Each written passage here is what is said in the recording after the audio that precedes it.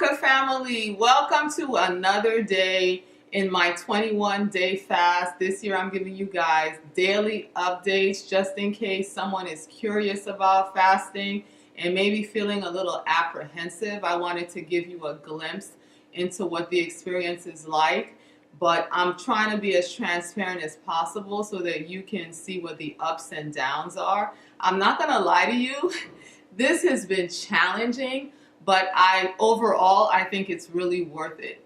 So if this is your first time watching one of these videos, please make sure to watch day 1, where I explain the parameters of my fast. I share my beginning weight and what my goals are. But you guys, I am right now sitting in the last day of my fast. This is day 21 for me, you guys. Praise God. There's a song that we sing at church, and one of the lines in the song says something like, "It's not my strength, but that you're faithful. It's not because, I was so good and I was so strong, but that God, you're faithful." That's how I made it through this fast. And I do have to say that I feel exactly like that right now. Not that I'm done yet. It's only the beginning of the day, but just to think that I have made it this many days without any meals is mind-boggling to me, and I just praise God for it.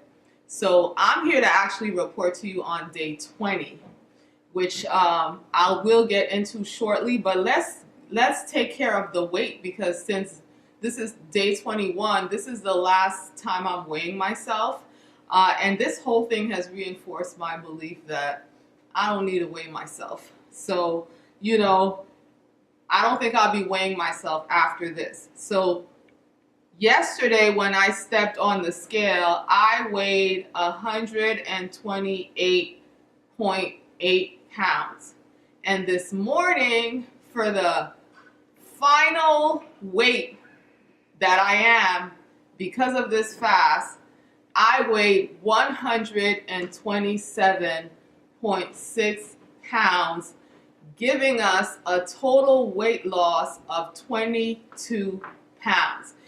Hey, this is a morning. My daughter just came down the stairs. She's getting ready to head out to her class. Are you gonna say, "Hey, you gotta get low"? She's gonna head out to her class, so you guys might hear and see stuff because I have no mic. If you don't know what I'm talking about, check out yesterday's video. But anyway, the total weight loss for this fast is only 22 pounds, you guys. This really blew my mind, because on the regular progressive 21-day fast that I do, where the first week I drop 1 meal, the second week I drop 2 meals, and the third week I go 7 days without food, I lost 21 pounds. So what I thought there was going to be a big difference by going 14 days with no meals, but for my body, the only difference was 1 pound. So that I find to be very interesting. And so let's talk about what yesterday was like, you guys. Yesterday was probably the worst day of the fast for me.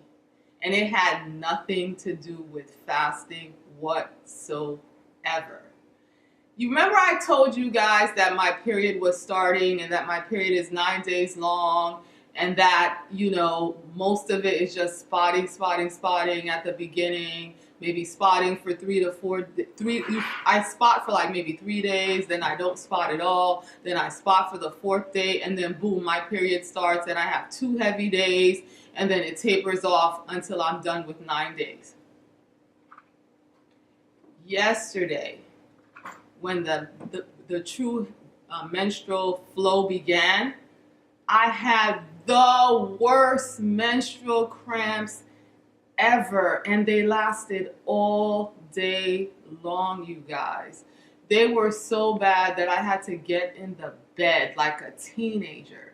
I remember my teenage years when I used to pass out on the train when my period started unexpectedly. And, in New York, you'd all be smashed up against each other, like pancakes. And I remember, falling, not really falling, but, sinking down into like a crouched position in the space that I had on the train,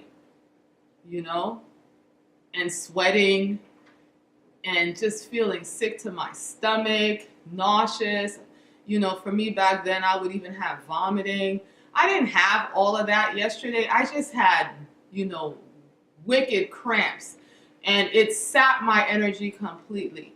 So I ended up getting in the bed and staying in the bed all afternoon long. And I was fine in the morning. I was fine until about maybe lunchtime, and then it hit. And so today I still feel a little crampy, but I'm functional.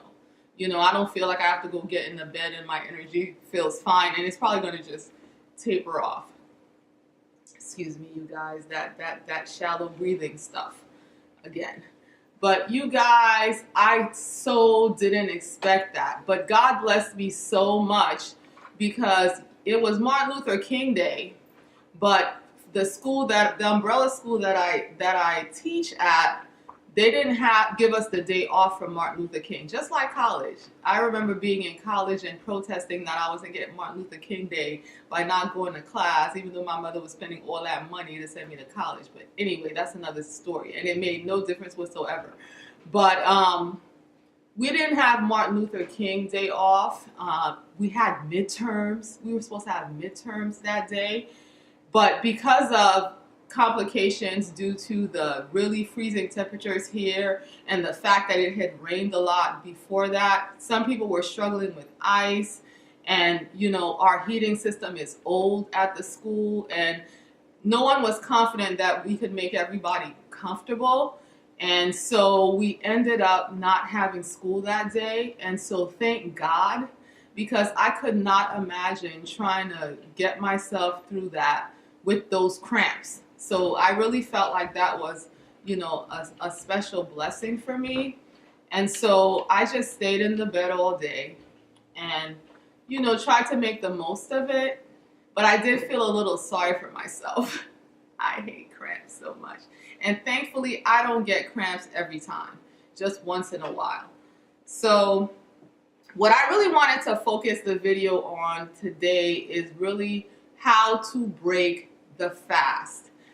I've been thinking about all kinds of food. I'm sorry, Miles Monroe, maybe I didn't fast long enough, but I never got to the point where I didn't want to eat. As far as, I'm not even interested in food anymore. No, I've been hyper interested in food all along. And so, of course, I want to break the fast with my favorite food. You know what I'm saying? Of course, I want to go to a Vietnamese restaurant and have some pho. You know what I'm saying? Or go to an Indian restaurant. You know what I'm saying? And have, some tikka masala, some butter chicken. You know what I'm saying? Of course, I wouldn't mind, eating some, Haitian okra stew with some neck bone up in this piece. You know what I'm saying? I wouldn't mind breaking my fast with all of my favorite foods, you guys. However, even the thought of it kind of makes my stomach queasy, and that's a clue that that's not a good idea. Don't forget, after a prolonged fast like this, now this wouldn't so much be the case if you only fast for 1 day or 2 days, 3 days, even 4 days. I wouldn't say go get you some heavy spicy food, but you could probably start off with regular food. But fasting this long with no meals, my digestive system has really shut down. Okay, so I have to slowly bring it back to life again. And different people, you can Google it, different people have different thoughts about what specific foods you can use to break the fast. Last year I did a 7-day fast, which I think is comparable to a 14-day fast with the process of what I'm going to do to break the fast. So what I did last year is that I broke the fast with grapes. Now, if you can find organic grapes, that's the best.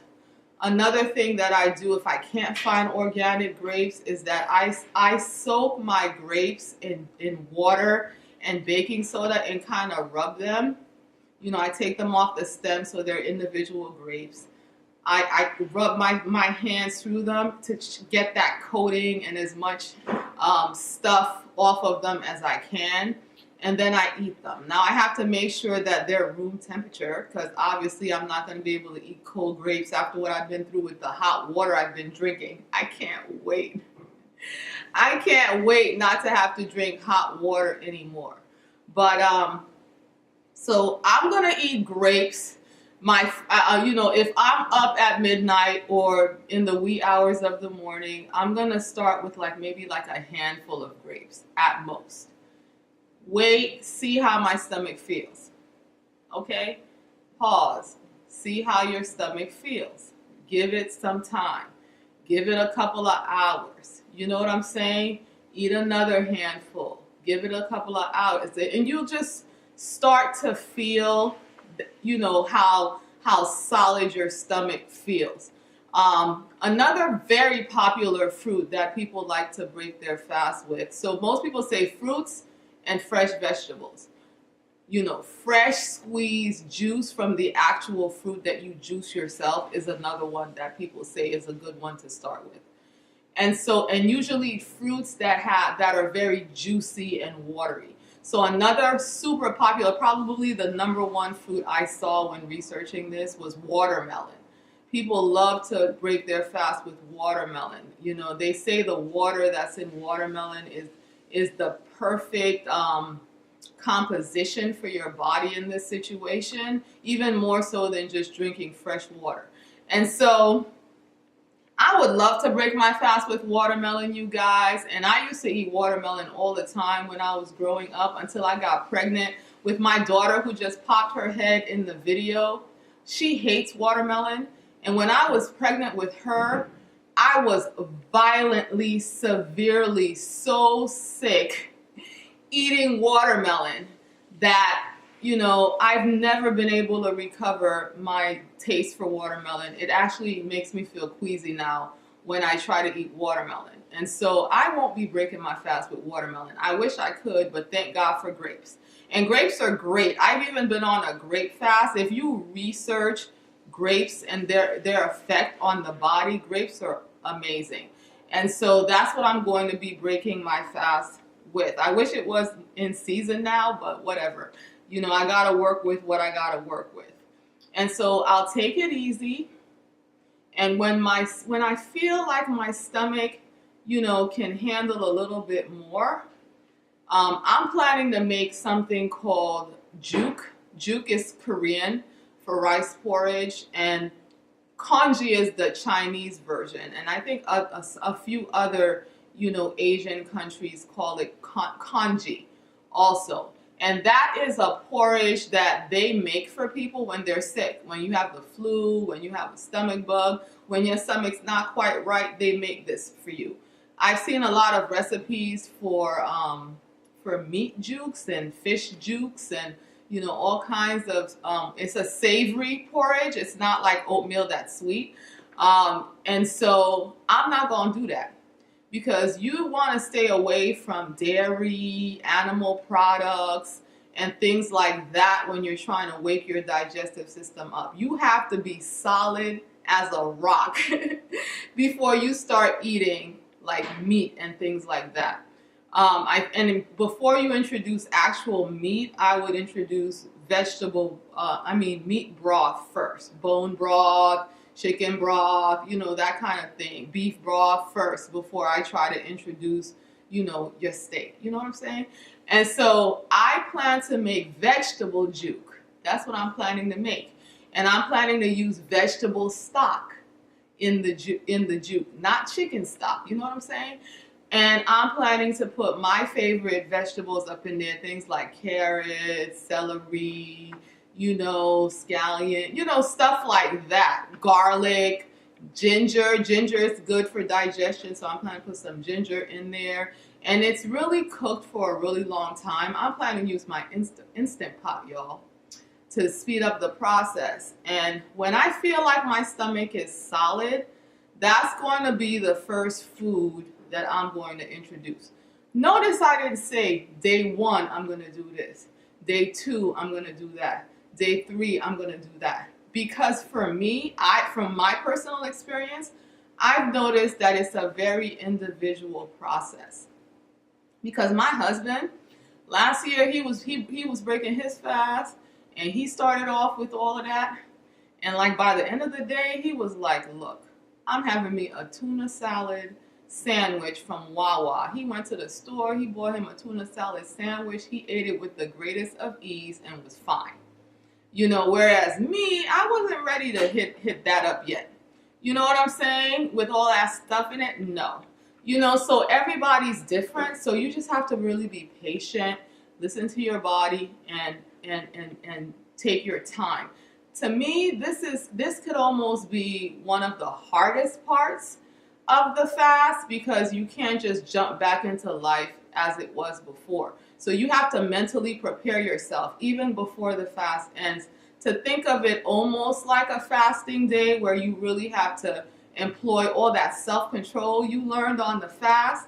Because people that just jump into it and overburden their digestive system before they're ready, they can experience severe gas, severe pain, diarrhea, all sorts of things, severe vomiting. I read about a case where the person couldn't even tolerate water. They were vomiting so severely, and they had to be, intravenously given fluids. And so, you guys, it's not even worth it if you think about just taking your time, and then you will, within a few days be able to eat what you want to eat, And so another aspect of this, even beyond breaking the fast, is once your body gets back on track and once you're eating again, you're going to find that your appetite is voracious, you guys. You are going to want to throw down. You are going to want to eat like you've never wanted to eat before. And so, I let myself eat, but, eat as much as you need to eat. But I think that's the time where you have to be a little bit more selective about what you're eating. You know what I'm saying? If you want to pig out on some vegetable stir fry, it's all good. You know what I'm saying? But if you're going to pig out on a whole pizza, you might find yourself gaining more weight than before you started the fast. So you have to be really sensible. And don't forget, now your body's clean, your body's fresh, your body's in tip-top condition from all that work that your body did during the fast. You know what I'm saying? You have a fresh start. You don't want to wreck it. You know what I'm saying? By, killing McDonald's, every day. You know what I'm saying? You want to try to eat a healthy, wholesome diet as much as possible and treat those things that you love as a treat. You know what I'm saying? And so that's what I'm looking at, you guys. So I will definitely be back tomorrow to report to you how the actual breaking of my fast went. It's going to be boring videotaping me eating 1, 2, 3, 4, 5 grapes, or however many grapes, I can eat. So I won't be sharing that, but I will let you know what my stomach feels like and where I am and things like that. So make sure you come back tomorrow to see how that goes.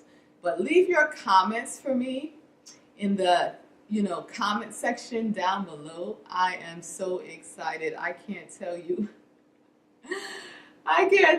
how happy I am that this is the end. This is the end. And guys, for fun, why don't you guys take a look at day 1 again and do a comparison between what my hair looks now, the lion's mane that I have now, which, I still love. If I wouldn't have blow dried it, it would have been falling the way I wanted. but because I blow dried it and it, you know, is still stuck in that shape, which is why I don't like to just blow dry my unretwisted roots. You guys will see what I mean, because on day one I still had my retwist. Okay, you guys are gonna see what I mean when I say that my hair is much more full when I don't retwist it. I wonder which look you guys prefer. Let me know in the comments down below. Anyway, I'll see y'all tomorrow. Be blessed.